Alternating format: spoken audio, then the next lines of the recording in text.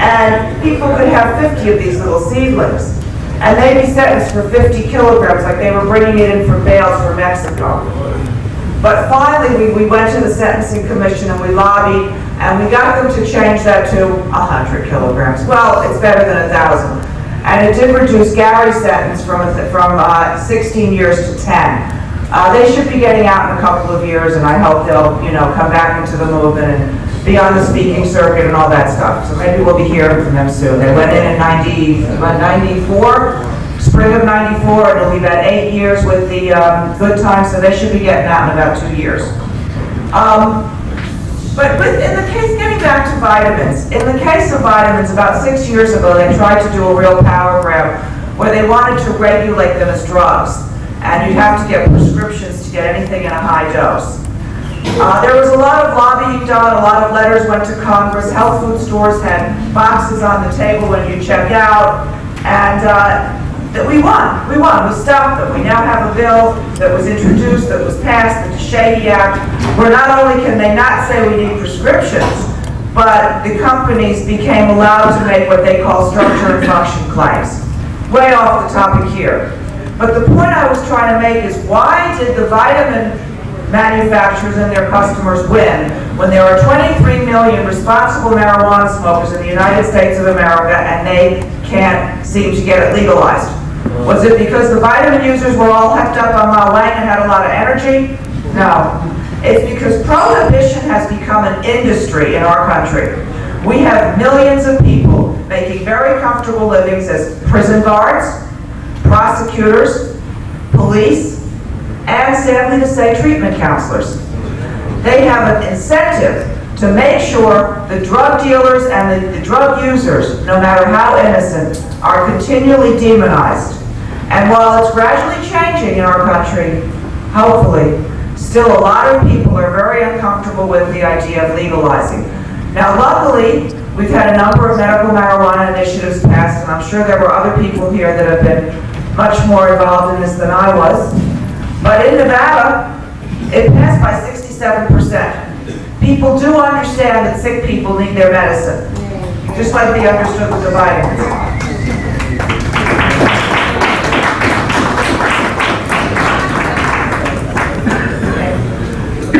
In the United States, they started to talk about the Constitution. They've obviously gotten around that. At this point in our history, the government regulates anything it damn well pleases to. But there's a pattern in how they got this control, and the pattern applies to not only narcotics, the opium, the cocaine, hemp, vitamins, and even guns. It starts out in a law that only applies to the U.S. territories, the District of Columbia. They can't apply to the states. And then the way they get around it is they put a tax on it.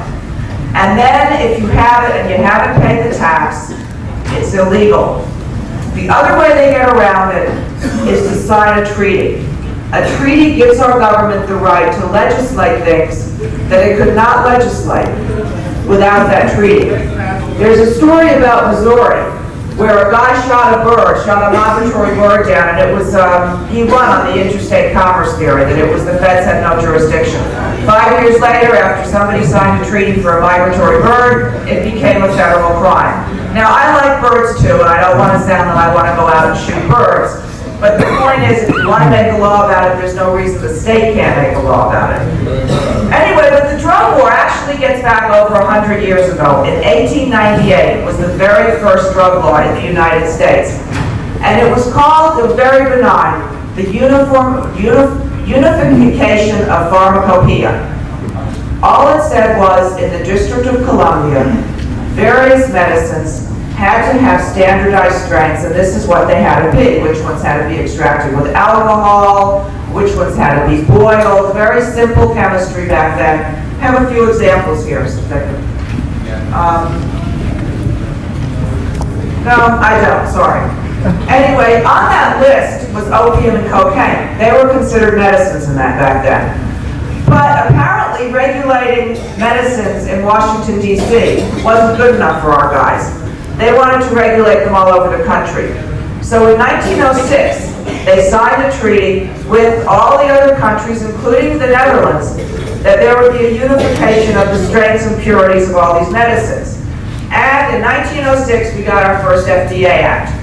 Now, interestingly, in 1898, if there was nothing in the pharmacopoeia for that particular product, you had to conform to the foreign pharmacopoeia. So they already had this treaty thing in the works.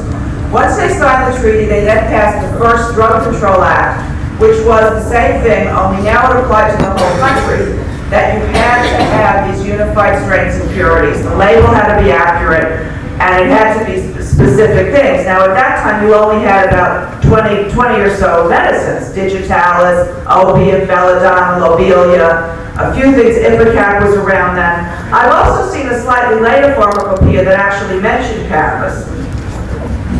And if you didn't have that strength and purity, you had a fine. It was a misdemeanor, $500 or 1 year in jail. Subsequent offense, $1,000. Now, admittedly, that was a lot of money back then, but this wasn't 10, 20, 50 years in jail. Okay.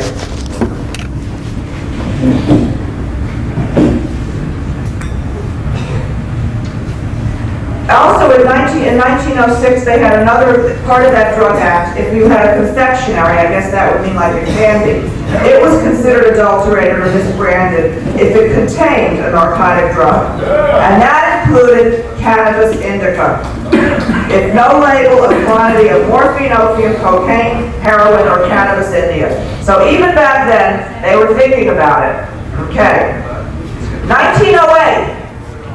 They had $20,000 approved to investigate the opium evil. And this is where the trouble got started. They made it illegal in the territories, in the Pacific Islands, to import arms, ammo, liquor, or opium. In the teens, the Progressive Era, Woodrow Wilson, first opium convention of 1912. This applied only to opium, morphine, and cocaine, not cannabis. Article 10 regarding licensing. The seller was required to get a license. And if a person bought something from somebody who was not licensed, they were guilty of possessing this illegal morphine. They couldn't just make it all illegal because that would have violated the Interstate Commerce Act. And this was because of a case, there was actually a Supreme Court case of Doramus that overturned a possessory law on that basis. So they had to make sure they had it right, so they had this tax. In 1914, they started to tax it and require registration.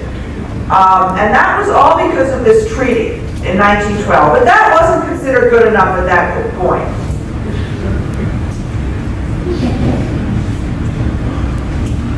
In 1916, the case of United States versus Jim Fulmoy tested that act of 1914 regarding the registration of persons dealing in opium. And it was held valid as to comply with the treaty. That's why treaties are so important. Here's a law that would otherwise might have been overturned, but because of the treaty, it was legal. It said, if opium is produced in any of the states, obviously the gravest questions of power would be raised by an attempt to Congress to make possession of such opium a crime. To avoid unconstitutionality, the act was interpreted to be limited in scope, to require a person specified to register and pay the tax imposed. So, not having quite enough power, they went back to their friends overseas and had another treaty. I'm sorry, I'm getting ahead of myself. In 1919, they had a tax act, and this increased the tax on opium and some other things, and again, it was legal to require people to purchase only in stamped packages. All of these treaties, realized, did not include hemp. In 1925, there was another treaty, and this one, I don't believe the U.S. was ever a signatory to. This was the first one that cited Indian hemp, particularly the resin. It said, the contracting party shall exercise an effective law against of such nature as to prevent the illicit international traffic in Indian hemp, especially the resin.